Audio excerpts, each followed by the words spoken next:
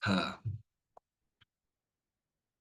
음, 오늘 이제 새로운 방식으로 수민에서 읽어준 뭐 매주 하고는 있지만 그래도 전에는 한 주에 한 권 분량을 이렇게 읽었는데 아무래도 너희가 학기 중에는 뭐 할 것도 많고 좀 힘들겠구나라고 해서 일단은 좀 분량을 줄여서 2주에 한 권 정도의 단행본을 같이 읽는 방식으로 시작하는 첫 번째 시간입니다.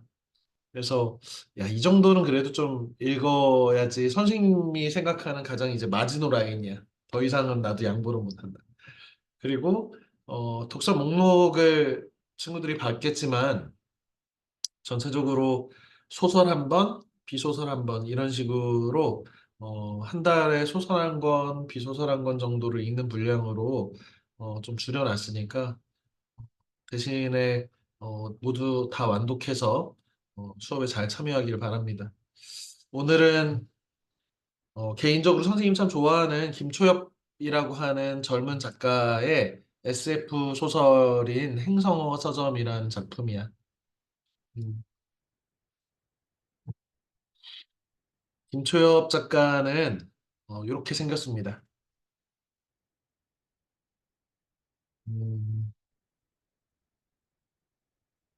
관내 분실이라고 하는 우리가 빛의 속도로 갈 수 없다면이란 단편이 있고 이것을 대표작으로 하는 단편집이 우리가 빛의 속도로 갈 수 없다면인데 그 단편집 안에 관내 분실이라는 작품이 이렇게 수록돼 있어.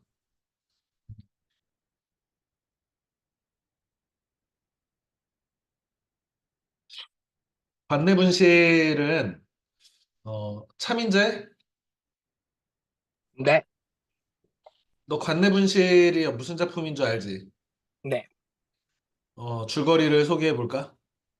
이제 먼 미래죠. 이제 우주정거장으로 여행을 다니는 시대인데, 그러면서 한 우주정거장이 이제 폐쇄가 됩니다. 근데 이제 거기에 노숙자, 노인 이제 분이 계신데, 거기서, 어, 아마 뭘 찾고 계셨던 것 같아요. 아, 그래서 뭐 마지막에 탈출하는 것까지 탈출? 하면서, 이제 주인공이 또 직원이거든요.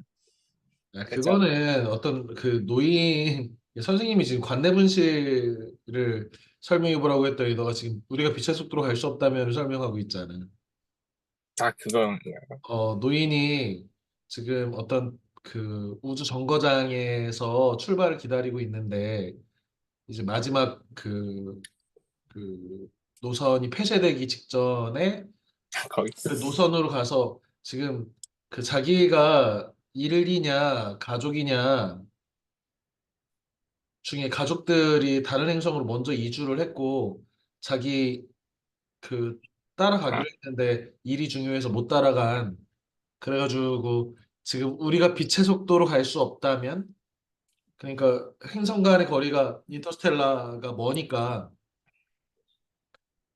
내가 도달하더라도 그 도착해 있을 어, 그 남편과 아이가 어, 만날 수 없을 텐데 일종의 그 어떻게 보면 자신의 그 마지막 그 여행 같은 그래도 출발하는 거잖아. 아내 남편과 그 아이가 있는 곳으로. 뭐 그게 이제 뭐 우리가 빛의 속도로 갈 수 없다는 음, 작품이고 관내 분실은 이 도서관 안에서 책이 분실되는 그런 사건들이 있대.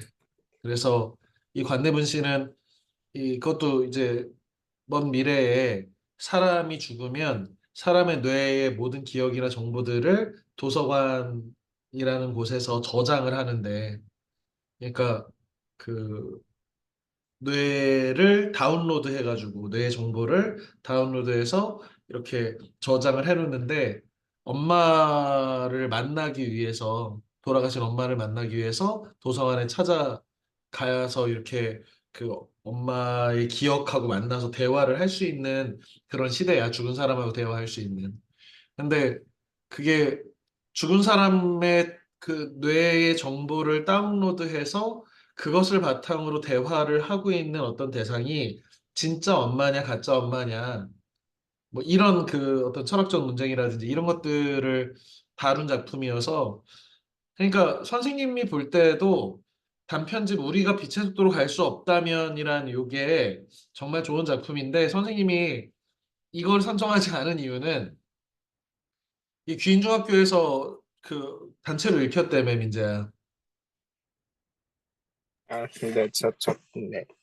그래서 아마 귀인중학교 다니는 학생들은 한 번쯤 읽게 될 거고 해서 선생님 피해 가서 선생님 생각에도 여기에 수록된 작품들이 스펙트럼이라든지 관내분실 우리가 빛의 속도로 갈 수 없다면 등등등 다 좋은 작품들이에요. 그래서 기회가 되면 우리 횡성어 서점 이거 읽다가 좀 재미있다, 흥미있네라고 김초엽 작가 되게 좋은 아이디어들을 가지고 있는 작가네라는 생각이 들었다면 단편집 우리가 빛의 속도로 갈 수 없다면을 읽으면 후회 없을 것으로 생각이 듭니다.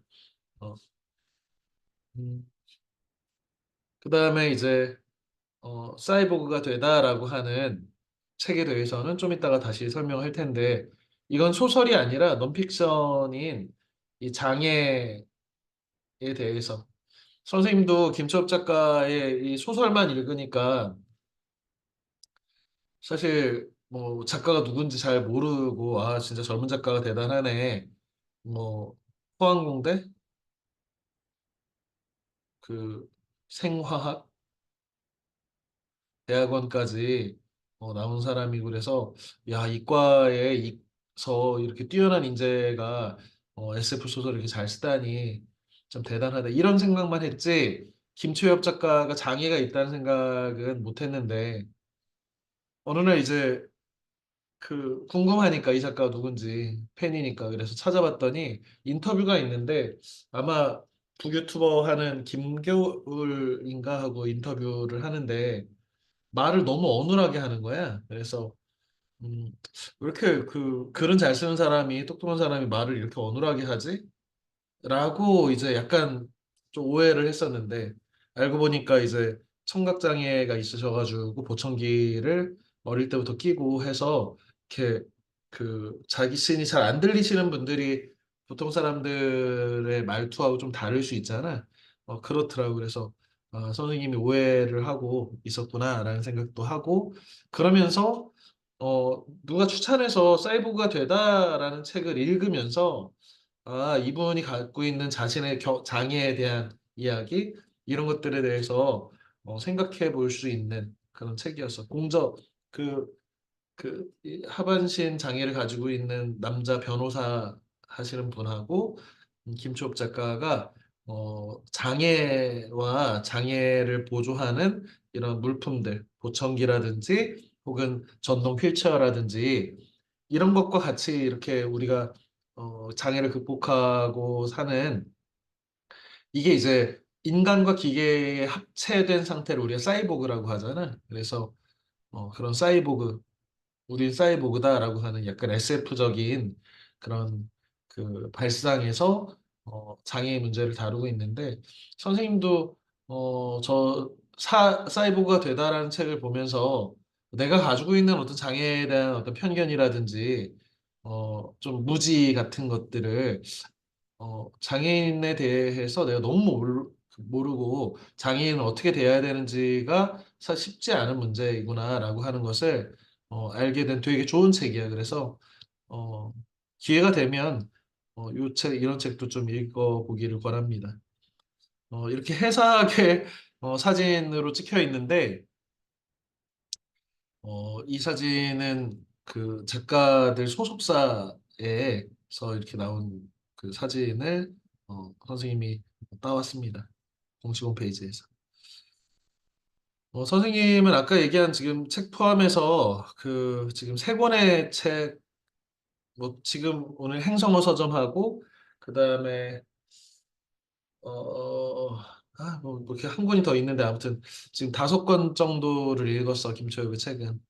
그중에 이제 SF 소설의 단편으로 아까 소개한 우리의 빛의 속도로 갈 수 없다면 정말 추천하고 그다음에 아마 그 우리 학원에서 아마 그 이수민 원장님하고 같이 무레모사라고 하는 장편을 같이 읽었던 것 같은데, 민재는 생각나나? 무레모사? 네, 기억납니다. 아마 민재 정도가 같이 읽었을 거고, 정다민? 정다민 네, 혹시 무레모사라는 작품 읽었나? 네, 음, 그래.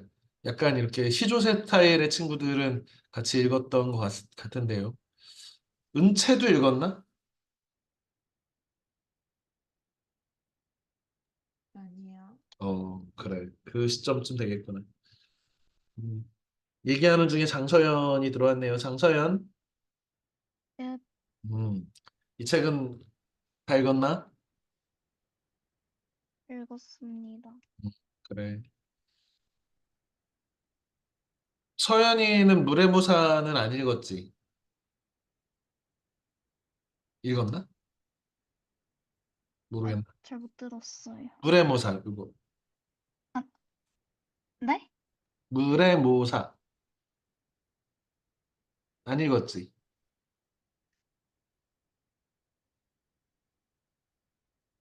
중요한 얘기는 아니야. 아무튼 어, 통상 어떤 작가가 그 단편들을 되게 잘 쓴다고 하더라도 이 장편 호흡이 길고 이야기가 길게 있는 이 장편들은 약간 약할 수 있는데 아직 그 젊은 작가고 그래서 어, 우리가 빛의 속도로 갈 수 없다면 정도의 완성도 있는 단편에 비해서 물해본사는 개인적으로는 좀 이렇게 부족한 작품이라고 봤는데 역시 재밌게 읽었습니다. 환경 문제를 다룬다든지 약간 뭐라고 하나 그 공포 영화의 한 장면 같은 선생님이 그 지금 이번 시즌에 SF 소설을 두 개를 넣었어. 어, 그 두 개 모두 다 김초엽 작가의 작품인데요. 어, SF 소설을 우리가 왜 읽을까? 지난 시즌에 그 당신 인생의 이야기 테드 창이라고 하는 대만계 미국인의 SF 소설집을 하면서 이게 약간 SF이기도 하고 뭐 SF가 아닌 것도 섞여 있긴 한데 음, 이 작품을 선생님이 보면서 진짜 대단하다. 어떻게 이런 발상들을 할 수 있지? 그리고 대체로 SF 소설이 미래에 약간 허황된 환상적인 그런 그 상상의 이야기를 하는 것 같으면서도 그 안을 잘 들여다보면 현재 우리 사회가 가지고 있는 모순이라든지 부조리함이라든지 어떤 이런 것들을 풍자적으로 이렇게 숨겨놓은 작품들이 많이 있거든. 올더 석슬리의 멋진 신세계라든지 아니면 조지 오웰의 1984라든지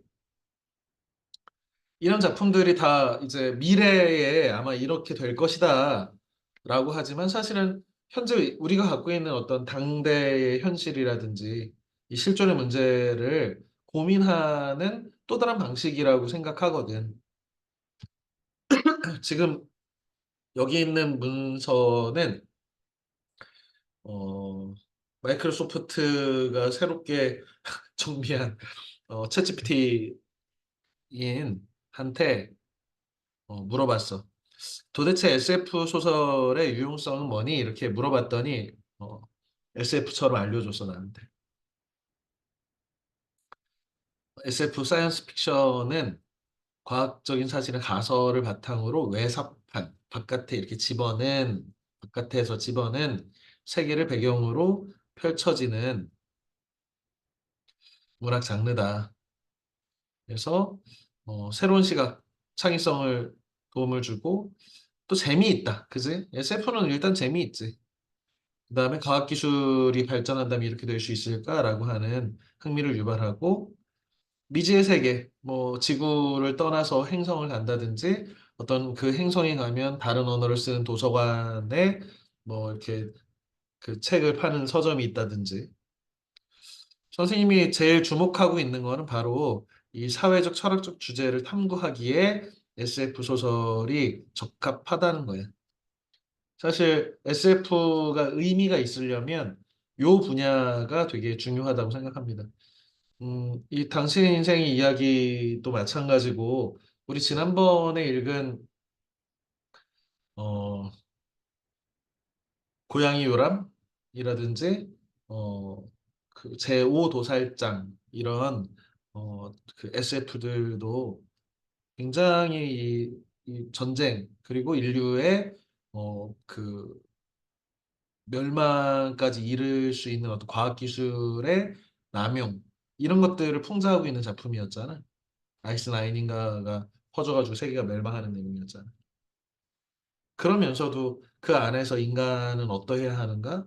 인간답다는 것은 무엇인가? 이런 것들을 다루는 작품이 고양이 요람이었는데 이런 것들이 SF를 단지 허황된 이야기가 아니라 문학적으로도 예술적으로도 그리고 우리한테 어떤 괜찮은 문학으로서 자리매김을 하게 한다고 생각해.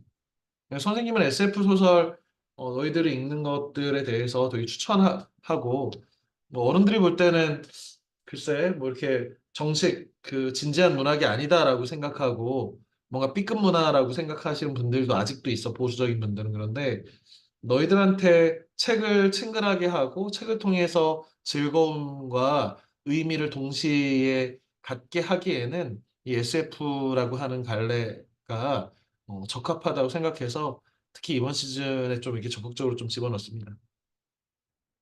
물론 환상문학도 집어넣었어. 말이 주인공이.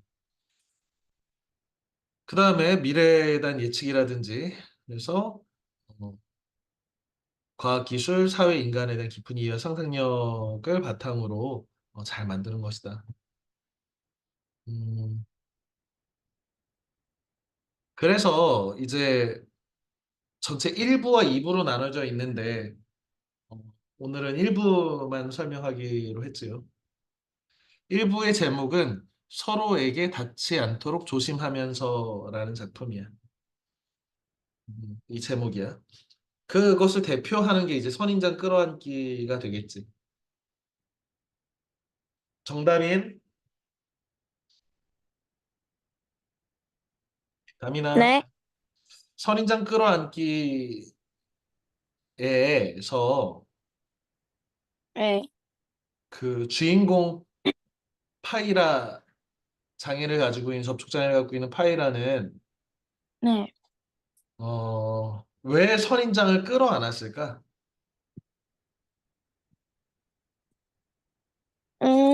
그 이건데 뭐였지? 이렇게 접촉 장애. 장애를, 그렇지. 접촉하면 너무 고통스러운 장애를 갖고 있는 주인공으로 설정했지. 네, 이 소설에서 일단은 그 AI 로봇이 의식을 가지고 자의식을 가지고 우리한테 이야기를 설명하는 1인칭 화자가 되는 1인칭 어, 관찰자 시점에 화자가 되는 것도 선생님 개인적으로 좀 이렇게 재미있었거든. 우리가 그 AI도 의식이 있을까? 자의식을 가지고 있을까? 겉으로는 인간하고 똑같이 대화하는 아까 챗GPT 같은 경우에 정말 지성을 가지고 저런 것들을 선생님한테 설명해 준 것 같지만 실제로 그 지성이 겉으로 보이는 지성하고 자의식을 가졌다라고 하는 것은 별개의 문제거든. 그런데 어, 그 시점의 서술자가 될 수 있다는 것은 관찰자 시점의 서술자가 될 수 있다는 것은 자의식을 가지고 자신의 상황이나 현실에 대해서 이야기하는 사람이 될 수 있다는 거잖아. 생각하는. 그런 것도 되게 재미있었는데 선생님이 이 그 선인장 끌어안기에서 던지고 싶은 질문 두 가지인데 하나는 왜 로봇을 그 일하는 로봇을 자꾸 파이라는 이 파괴할까라는 것. 그 다음에 파이라는 마지막에 왜 선인장을 끌어안고서 접촉 증후군이 있어가지고 아무 물건이라도 살짝만 닿으면 너무 고통스러움에도 불구하고 일부러 그 날카로운 보통 사람도 끌어안을 수 없는 선인장을 끌어안고 기절해서 죽을 뻔했을까? 이 두 가지 질문에 대해서 정다민이 한번 답변을 해봅시다. 일단 그 첫 번째는 그 사히라가 그 이 이야기를 진행한 로봇한테 너 똑같이 고통을 느끼냐고 물었잖아요. 음, 그래가지고 그 대답 때문에 걔를 파괴시키지 않았는데 그냥 로봇은 아무 고통도 안 느낀다고 생각해서 약간 부러워서 그런 거 아닐까요? 나는 이렇게 고통을 느끼는데 너는 안 느끼니까 약간 너도 똑같이 당해봐라 약간 이런.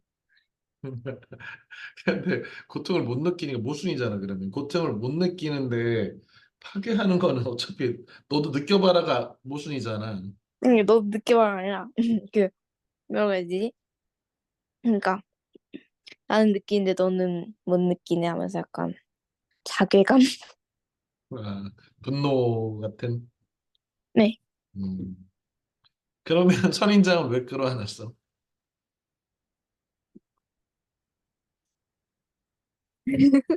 잘 모르겠어요. 어, 그래, 은채야.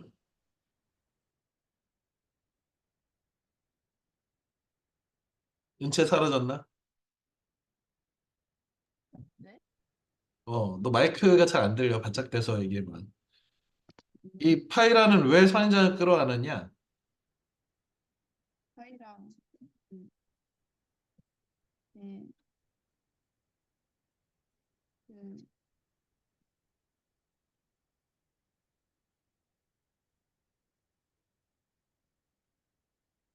소영이 소영이? 소영이가 죽을 때 마지막으로 파이를 한 번만 껴안을 수 있다 그래서 껴안게 해달라 그래서 파이라가 알겠다고 하고 껴안고 소영이가 죽었는데 음, 그것 때문에 여한이 남아가지고 아는 거 아닐까요? 다시 한 번 안고 싶다는. 그렇지. 그렇게 이해하는 것이 일반적인 이야기지.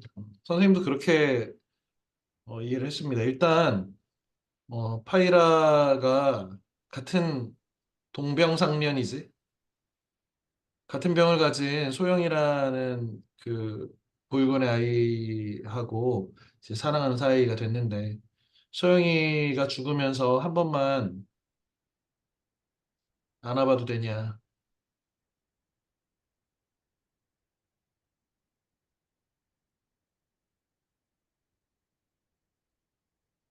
그래서 안아준 거잖아. 어, 서로에게 닿지 않도록 조심하면서라고 하는 이 문장이 짧은 구절이 김초엽이 생각하는 인간 간의 관계 그리고 사랑 이런 것들을 담고 있다고 생각해. 지금 선인장 끌어안기의 그 앞쪽에 뭐라고 돼 있냐면 사랑하는 것은 고통을 주더라도 사랑하는 것인가 아니면 고통을 받지 않게 해주는 것이 사랑하는 것인가. 소영은 하이라를 사랑해서 한 번이라도 안고 싶었어. 그러면 자기는 그 고통 때문에 죽게 될 거고, 파이라도 고통을 받을 거야. 그런데 한 번 안아봐도 되냐라고 했고, 파이라 역시도 한 번 안아본 거지. 내가 고통스럽고, 또 나 같은 이런 충격적인 고통을 똑같이 느낄 소영도, 어, 그, 충격으로 죽을 텐데. 서로한테 고통을 주면서도 서로의 나도 고통을 받고 상대한테도 고통을 줄 것이 분명한 것이 바로 인간관계고 사랑인데 그럼에도 불구하고 관계를 맺고 그럼에도 불구하고 우리는 사랑해야 하는가? 그래서 상대한테 상처 주지 않기 위해서 사랑하지 않고 뒤로 물러나서 어떤 가까운 관계도 되지 않는 것이 진정한 사랑인가? 아니면 나도 고통받고 상대한테 고통을 줄 것이 분명함에도 그 사랑을 이행하려고 노력하는 것이 사랑인가? 라고 하는 아주 어려운 질문에 대한 답은 안 되고, 답이라면 그럼에도 불구하고 우리는 서로 상처를 주고받으면서도 사랑을 한다가 이 지금 선전 끌어안기의 주제라면 이것을 읽는 사람한테 질문을 던지는 거지. 너 이거 지금 사랑이라고 생각하니? 이렇게. 물론 이렇게 극단적인 사고 실험이라고 하는데 머릿속에서 생각해 보는 거잖아. SF 상황을 가정하고 이런 병이 있다고 생각하고 이렇게 가정하면서 SF 소설은 이렇게 재미있네. 이렇게 따라서 읽지만 사실은 잘 들여다보면 어, 굉장히 보편적인 인간이라면 누구나 이 문제에 한 번쯤은 봉착할 친구 간에나 가족 간에나 연인 간에나 부모 자식 간에나 간에 누군가를 사랑한다는 것은 나로 인해서 그 사람이 상처받고 다칠 수 있음을 감내하는 일인데 그리고 나도 그에게 상대에게 상처받을 거라는 걸 알면서도 우리는 이것을 왜 자꾸만 용감하게 앞으로 나아갈까에 대한 어떻게 보면 굉장히 보편적인 이야기를 낯선 이 선인장 끌어안는 방식에 그리고 막 뭐 접촉증후군이 막 있고 그리고 건축이어서 접촉증후군의 이런 건축으로 집을 짓고 막 상상을 하게 만드는 SF로 만들었다고 생각을 합니다. 정신우, 네, 정신우가 누군가를 사랑하는데 정신우가 누군가를 사랑해서 정신우 곁에 두면 그 사람은 고통받고 힘들어해. 네, 그러면 정신우는 그 사람을 곁에 두고 사랑할 건가 아니면 떠날 건가? 떠날 것 같습니다. 떠나는 게 사랑인가 아니면 같이 있는 게 사랑인가? 떠나는 게 사랑인 것 같습니다. 떠나는데 어떻게 사랑이야? 남이지. 떠나면 남이잖아. 그래도 사랑하기 때문에 떠나는 것이기 때문에 그러니까 옛날 노래 그 뭐 아주 옛날부터 노래 가사에 사랑하니까 떠난다는 내용이 엄청 많지만 그거 생각해 보면 그냥 좀 핑계 아닌가? 두려워서 걱정 감내하지 못할 그 어떤 것이어서 떠나는 거 아닌가? 사랑하는데 사랑은 용기 아닌가? 덜 사랑해서 떠나는 거 아닌가? 그럴 수도 있겠네요.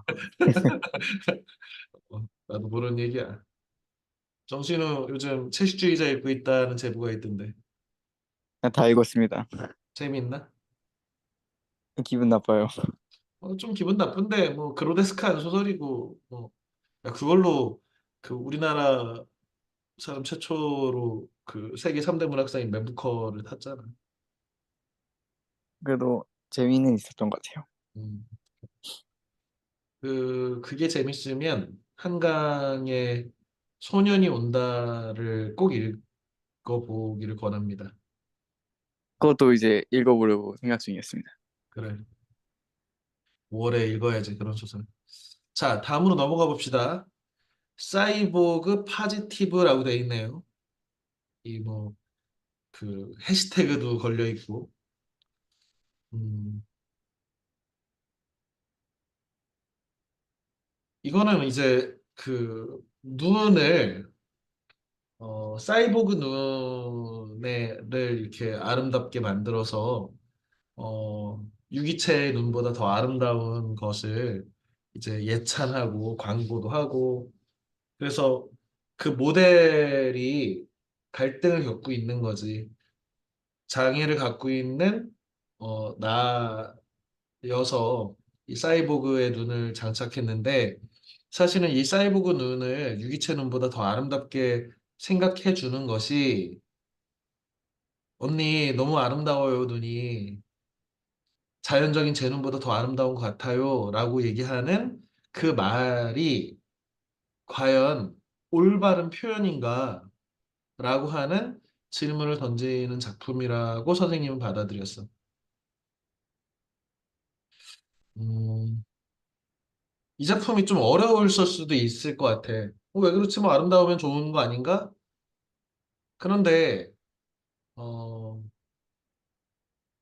실상은 좀 이렇게 자기의 유기체의 눈보다는 어쨌든 불편하고 또 일부 진물도 생기고 조응도 잘 이렇게 아주 자연스러운 조응이 안 되는 것이 분명한데 그럼에도 불구하고 이것이 아름답게 보이는 것에 대해서 어, 이거 내가 광고를 하는 게 내 양심에 맞는 것인가?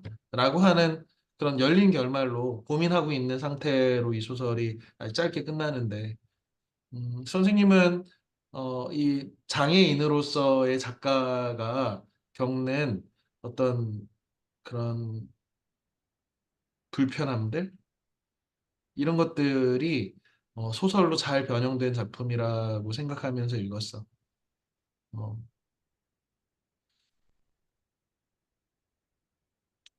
그런데 이제 여기서는 우리가 장애에 대해서 그런 거 있잖아. 그러니까 사실 뒤쪽에 선생님이 사이보그가 되다의 그 서평을 좀 달아놨는데 참고하라고. 음, 어떤 부분이 되게 어, 이 책을 읽으면서 공감을 했냐면 음,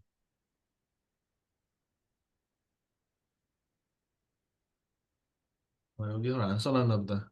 그 김초엽 작가가 이 청각장애가 있으니까 어릴 때부터 보청기를 어 이제 끼고 이렇게 생활을 했는데 보청기를 처음 맞추러 가던 인공와우라고 하는데 뭐 어떤 기전인지 어떻게 작동되는지 대체를 좀 알 것 같아. 선생님도 이 골전도 이어폰을 쓰면서 이게 보청기가 이런 원리이지 않을까? 뭐 이런 생각을 하면서 쓰고 있는데 이 보청기를 파는 이 판매하시는 분이 뭐라고 했냐면 작아서 안 보인다고. 그래서 단발머리로 여자분이시니까 단발머리로 이렇게 귀를 가리는 헤어스타일을 하면 이 보청기가 안 보인다고.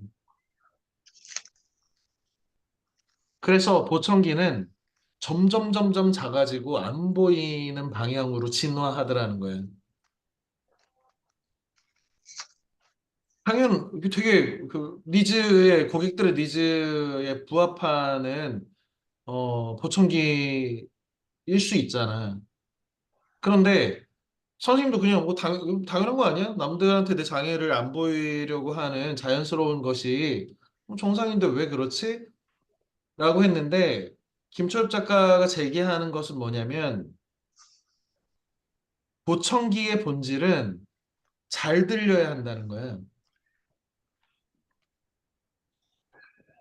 그런데 잘 들리게 만드는 방향으로 보청기가 진화하는 것이 아니라 마치 내가 장애가 없는 사람인 것처럼 하는 방식으로 작게 만드는 방식으로 너무 고가로 성능과 상관없이 작은 것을 지향하는 방식으로 계속 진보라고 해서 신형이 나오고 한다는 거예요.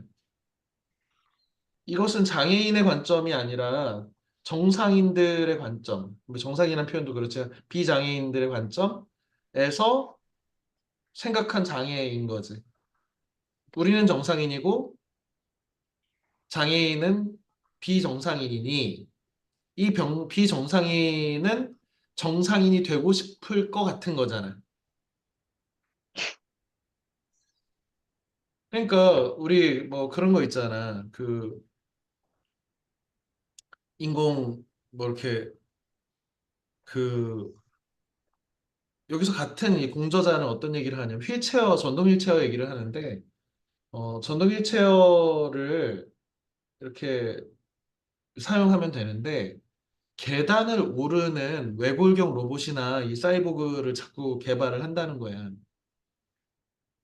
어마어마한 비용이 들고 이 기술 개발도 굉장히 어렵고 그게 상용화 되는 것은 더 먼데 그 비용보다 차라리 그 현재 이 휠체어를 가지고 이동할 수 있는 램프를 만들어주거나 아니면 지하철 탈 수 있게 지하철에 엘리베이터를 더 많이 설치를 해주거나 이렇게 하는 게 아니라 너희가 비정상인데 과학기술에 의해서 너희를 정상으로 만들어줄게. 이렇게 걸을 수 있게 만들어줄게. 장애인의 입장에서는 그래, 걸을 수 있으면 좋지. 나쁘다는 건 아니지만 같은 재원을 투입해서 지금 당장에 해야 되는 것은 내가 휠체어를 타더라도 휠체어를 타고 A에서 B로 정상적으로 이동하면 되는 문제인데 이 문제를 해결해 주지 않고 마치 내가 장애가 없는 것처럼 남들처럼 걷게 만드는데 이 기술력을 투입하고 그것을 모델로 만들어 가지고 장애인의 비장애화를 하는 방식으로 사이보그를 계속 만들어 가고 있는 것이 이게 뭔가 잘못된 게 아닌가, 부조리하지 않은가, 이런 이야기들을 담고 있는 책이야. 그래서 선생님도 이 책을 읽으면 굉장히 사실은 내가 갖고 있는 어떤 생각의 틀이 많이 깨지는 책이라 너희들한테 추천하는 건데 마찬가지로 지금 이러한 생각을 가지고 있는 사이보그가 되다라고 하는 이 소설, 이 그 논픽션을 쓸 때 그 어떤 장애에 대한 생각이나 본인의 경험이나 이런 것들을 바탕으로 이 사이보그 파지티브를 쓴 것이라고 선생님은 생각했어. 그래서 음, 어, 우리 그런 것들 있잖아. 막 이렇게 그 장애를 가졌지 한쪽 다리가 없지만 이렇게 어떤 탄소 섬유의 그 이런 그 의족을 이용해서 정상인들과 달리 시합을 한다든지 그리고 아름다운 어떤 그 외형의 이런 모양들 여기서도 지금 뭐야? 나는 눈이 안 보이는 시각 장애인인데 이 기술은 본질인 본다는 것에 있지 않고 불편하게 조응이 잘 안 되는 것에 있지 않고 이게 아름답다는 거잖아. 내가 갖고 있는 눈보다 더 아름다워요, 언니. 이 말이 과연 그러면 이게 위로인지 제대로 된 어떤 어, 그 올바른 말인지에 대해서 생각하게 하는 작품이어서 그런 의미에서 이 사이보그 파지티브는 장애의 문제에 대해서 어, 다루고 있는 괜찮은 작품이라고 선생님 개인적으로 생각했습니다. 나머지 작품들은 솔직히 선생님이 생각할 때 뭔가 좀 쓰다 만 것 같은 작품들이 좀 있기는 해. 뭐 여러 작품들이 그렇고 행성어 서점은 이 표제어로 다뤘는데 이 표제어로 다룰 정도로 되게 중요하다고 생각하고 쓴 작품, 선정한 작품이라고 생각하는데 어, 이것도 그냥 그 이렇게 선명한 의미가 보인다기보다는 이 사라져가는 언어들에 대해서 어, 우리가 주류의 언어들 어, 어떻게 보면은 그 어떤 주류의 언어들만 살아남고 소수의 이렇게 비주류의 언어들이 점점점 소멸해서 언어가 소멸하고 있는 이런 상황을 좀 안타깝게 여기면서 그것을 이 우주적 스케일, 우주적 버전으로 바꿔놓은 것이 행성어 사점이 아닌가라는 생각을 해. 우리 언어 안에는 그 단지 말이 담겨 있는 것이 아니라 그 사회의 문화와 전통과 분위기와 이 정서와 이런 것들이 다 담겨 있는 거잖아. 그런데 어 이제 모든 것이 모든 말들이 다 번역되어서 이렇게 소통하는 시대. 거기에 번역되지 않는 행성어의 서점이 있다는 설정. 안 팔리지만. 그런데 누군가는 아직도 그 번역기에 의존하지 않고 그 어떤 언어를 배워서 이 행성어 서점에 그 점원하고 이렇게 대화를 하고 같이 이렇게 소통하는 점 이런 것들이 음, 앞으로는 우리가 그 AI가 발달하면 제일 먼저 사라질 것이 이 어떻게 보면 번역의 문제일 텐데 우리가 영어 공부 안 해도 되는 거 아니야? 뭐 이런 얘기 쉽게 하잖아. 이게 좀만 더 발달하면 실제로 크게 불편함 없이 의사소통이 될 것도 같고 실시간으로 멀지 않은 미래에 될 것 같은데 어, 그렇다면 어떤 언어를 배운다는 것, 다른 언어를 배운다는 것의 의미는 함께 소멸하는 것인가? 뭐 그렇지 않을 수 있다는 거잖아 지금 여기서 얘기하고 있는 게. 음. 선생님은 백석이라는 시인의 시를 참 좋아하는데 백석의 말이 자신의 고향 말인 평안북도 정주의 방언을 적극적으로 사용하거든. 그리고 평안북도 정주의 어린 시절에 겪었던 어떤 놀이라든지 아니면 음식이라든지 이런 것들을 아주 자세한 방언으로 이렇게 표현하는데 백석이라는 일제강점기에 우리나라를 대표하는 시인이 어, 이런 그 평북방언으로 아주 알 수 없는 놀이들까지 이름으로 다 불러놓은 어떤 고유명사들로 불러놓기도 하고 평양냉면에 대해서 국수라는 시를 보면 평양냉면에 대해서 단지 하나의 그냥 음식이 아니라 그 속에 녹아있는 사람들의 마음이라든지 전통이라든지 옛날 이야기라든지 전설이라든지 뭐 그 어떤 생활의 풍속이라든지 이런 것들이 하나의 그 국수 안에 담겨 있다는 말, 시를 통해서 우리한테 뭔가 어떤 뜨거운 감정을 느끼게 하거든. 선생님은 그래서 백석을 참 좋아하는데 백석의 마음 같은 백석은 되게 모던 보이거든. 아주 멋진 그 일본 유학도 갔다 온 아주 새로운 지식인이기도 하고 러시아어도 잘하고 영어도 잘하는 그리고 누구보다도 되게 서구적인 이런 멋을 즐기는 사람이었는데도 불구하고 그런 시절의 사슴이라는 자신의 시집에 자기 어린 시절의 말인 평북 방언을 적극적으로 사용해서 토속적인 것들을 이렇게 남기려는 마음. 그거는 단지 말을 남기려고 한 것 같지는 않거든. 영화 말모이나 이런 것들을 봐도 어, 일제강점기 때 우리말을 지키기 위해서 정말 목숨을 걸고 그 수호한 그 뭐 국어학자들 그런 사람들이 방언사전들을 모아서 이런 것들을 하고 할 때 그 사람들의 마음이 단지 말을 지키는 것이 아니라 그 말 속에 담겨 있는 사람의 마음들을 담아내려고 지키려고 한 것이라는 점에서 행성호 서점의 주제도 그런 것이 아닌가라고 생각하면서 읽었습니다. 나머지는 선생님도 잘 모르겠어. 애절한 사랑 노래는 그만 뭐 이런 거는 잘 모르겠습니다. 질문 한번 해볼까? 김재민,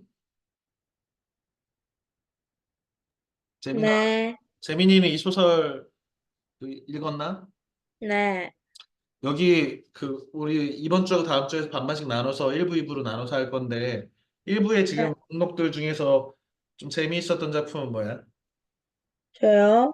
음, 저 행성어 서점이요. 행성어 서점 어떤 점이?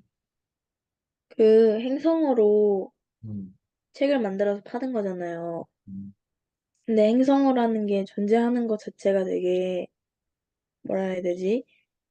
되게 이런 SF 소설 같은 데서도 많이 안 나오는 그런 류의 음, 주제인 것 같아서 되게 인상 깊었던 것 같아요. 소재 면에서 네, 그래. 선생님 좀 전에 얘기했지만 그래 이런 거 소재가 어, 시간이 지나도 행성 간의 여행이 가능해진 시대가 돼도 서점이 이렇게 유지가 될 거라고 하는 지금도 종이책은 사라지고 선생님도 거의 독서를 종이책 반절 정도 아니면은 그냥 이북으로 반절 이렇게 한 50대 50 정도 돼 있거든 지금. 근데 서점은 어떻게 사라지지 않을까라고 생각하는 직종 중에 하나야. 그런데 선생님 어렸을 때 대학 다닐 때나 이럴 때는 중고등학교 다닐 때 이럴 때는 서점 주인 하면은 참 좋겠다.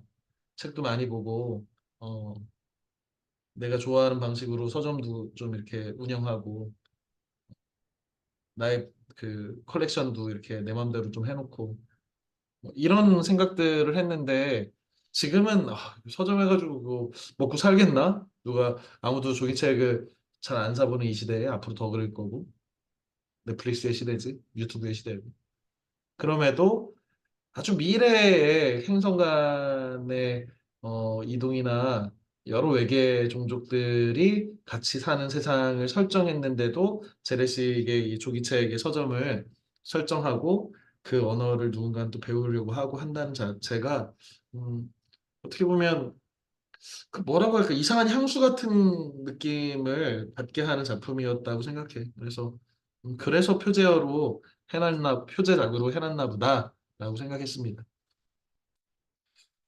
음, 정신욱은 네.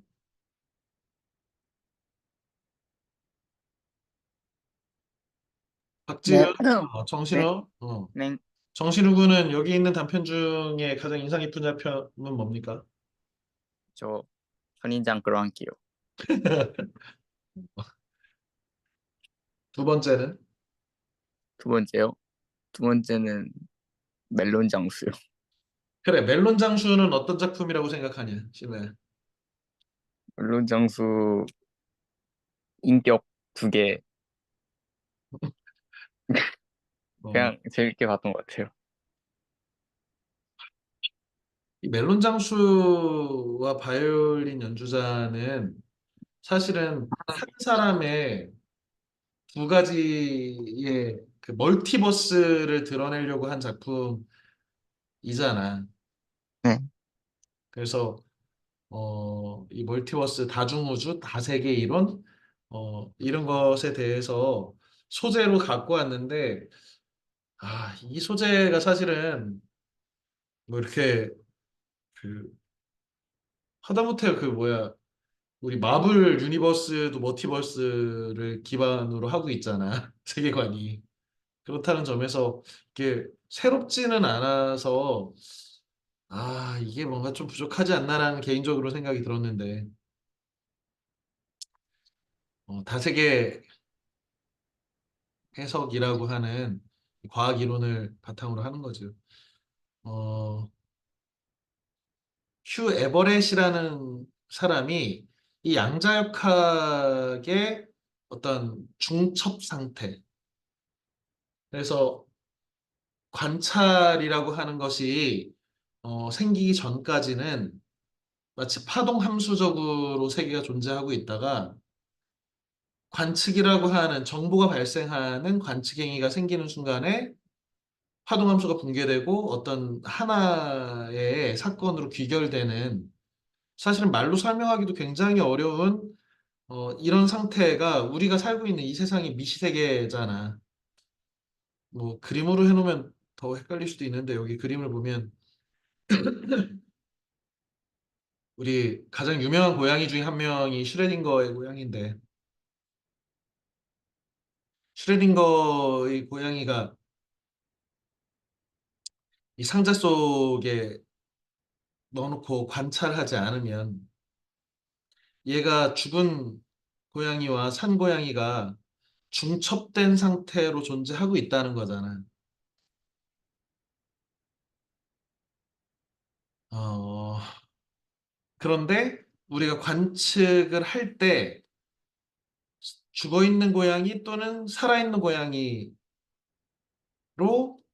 되는데 그것이 확률 함수적으로 이렇게 분포하고 있다가 붕괴되고 어느 한 지점으로 포인트로 딱 죽었다, 살았다 이렇게 되는 것이 다라고 얘기하는 이런 방식이 이 코펜하겐 해석이라면 그냥 중첩돼 있는 세계, 산 것과 죽은 것. 그러니까 선생님이 뭐 예를 들어서 이 소설로 얘기하자면 멜론 장수가 내가 멜론 장수가 된 세계. 그러니까 어느 날 이런 생각한 거지. 나는 바이올리니스트가 될까, 멜론 장수가 될까를 고민하고 있다가 나는 결정했어.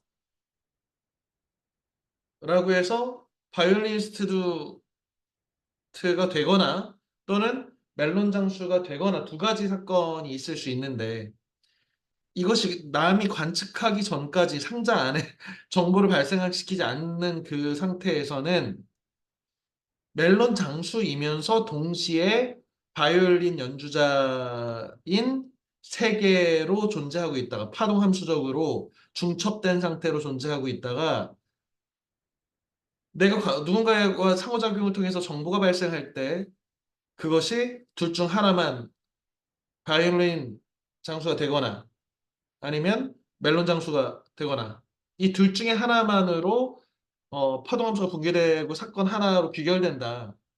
이게 코펜하겐 해석인데 이게 그러면 나머지 사라진 세계들은 어디 있느냐?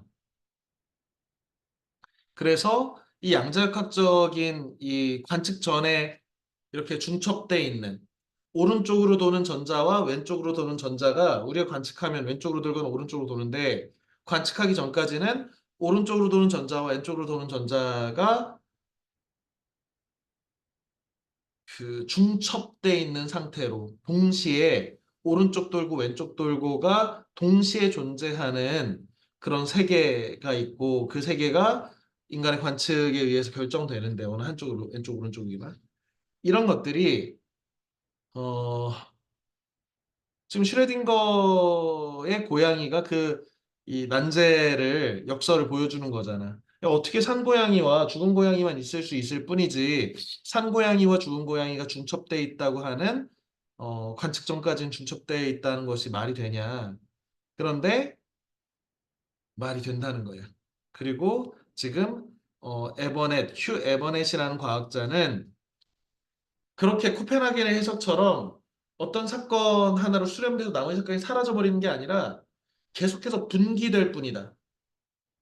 우리의 관측에 의해서 무한한 세계로 분기된다. 산고양이의 세계, 내가 산고양이로 발견했다면 나는 산고양이 세계에 있는 거야. 죽은 고양이의 세계. 그래서 어떤 것도 가능하냐면 어느 세계에서는 멜론 장수 아저씨가 바이올린 연주자로 그 시장에서 연주하고 있는 세계가 존재하는 거고. 하지만 우리는 어떤 하나만 알 수 있는 것이지. 설명이 너무 어렵기도 하고 복잡하기도 한데, 어, 이런 그 양자역학의 미시세계의 물리학이 이걸 가지고 우리가 뭐 핸드폰도 쓰고 모든 전자전 제품도 쓰고 이렇게 컴퓨터도 사용하고 하고 있지만 사실은 1960년대에 나온 이 그 50년대, 60년대 나온 이 이론을 지금까지도 아직 제대로 이해를 하고 하지는 못하고 있는데, 약간은 이제 사이언스 픽션에서 이런 식으로 가져오는 거지. 특히 이제, 우리 인피니티 워에서, 어벤져스에서, 뭐야, 핑거 스냅을 해서 세계의 절반이 다 죽었는데, 어, 앤트맨이 그 아주 미시적인 아주 마이크로한 세계의 양자 얽힘을 통해서 또 다른 세계, 멀티버스, 다른 세계로 이렇게 들어가서 그 세계에서 다시 어, 그 타노스를 물리치는 뭐 그런 이야기들을 담고 있기도 하고 아니면 뭐 도루아모하고 뭐 나는 몇 번째 미래까지 보고 왔어 뭐 이렇게 경우의 수를 보고 왔어라든지 어, 지금 뭐 스파이더맨 시리즈도 마찬가지지 누가 스파이더맨인 세계가 따로 있고 누가 스파이더맨인 세계가 따로 있고 이런 게 이제 아이디어는 양자역학의 해석 중에 다세계 해석 매니 월 뭐라고 하는 이 다세계라고 하는 이 휴 에버넷의 이론을 이제 가설을 이제 응용해서 만든 것이지 멀티버스. 그러면서 사실은 이제 뭐 진짜 그런 건 아닌가 세계가? 그러려면 정말 어마어마한 숫자의 세계가 다 동시에 존재해야 되고 음, 그런 거 있잖아. 내가 이렇게 오른쪽을 쳐다보고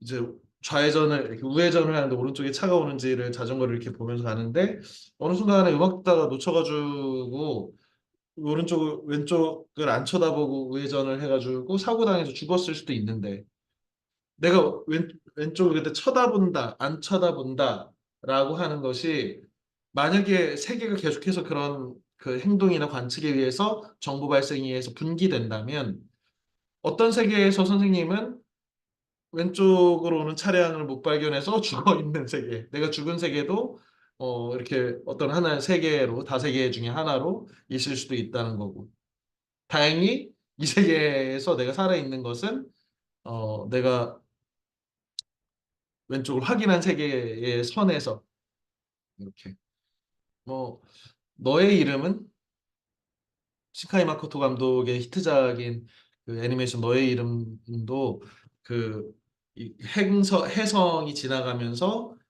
시공간의 어떤 그런 라인들 세계의 선이라고 하는데 이런 세계 저런 세계의 선에 이그 중력이 이렇게 지나가면서 이게 꼬여가지고 어, 그때 일시적으로 과거에 있었던 어떤 사람하고 몸이 이렇게 영혼이 바뀐다든지 뭐 이런 상상을 하는데 그러니까 이건 과학은 아니고 과학에서 힌트를 얻은 상상력을 발휘를 한 작품들이지. 그런데 그것이 아주 생뚱맞은 그냥 상상에만 있는 것은 아니고 양자역학의 이렇게 비상식적인 어떤 이론들을 해석하는 여러 이론 중에 하나에서 나온 것이다. 이런 것들은 좀 알아둘 필요가 있겠네요. 흥미있죠. 어, 그래, 뭐, 나머지, 뭐, 뭐, 이렇게, 어, 이런 작품들도 그냥 재미있었습니다. 소망이라고 하는 것이 그 어떤 구체적인 어떤 사물처럼 형상화되기도 하고, 의미가. 그래서 남들이 자꾸 생각하고, 이야기를 하고 하는 것이, 어, 의미가 되는데 그 의미라고 하는 것이 마치 물리적인 존재로 상자 안에 이렇게 있는 것처럼 어, 드러내는 이런 방식도 굉장히 흥미있다고 생각했습니다. 음,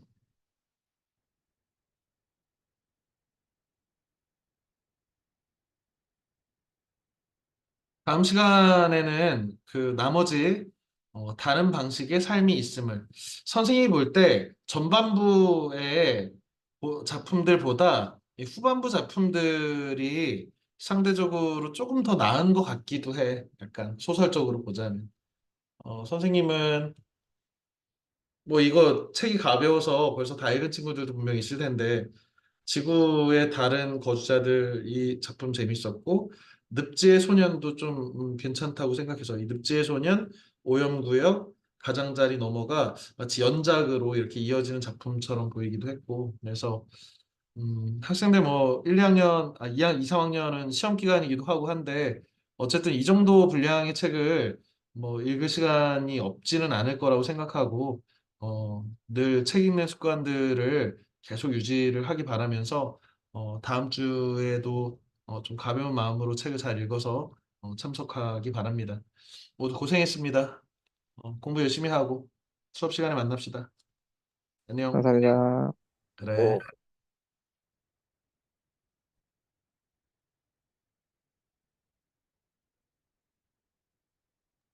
안녕히 계세요. 안녕, 재민아.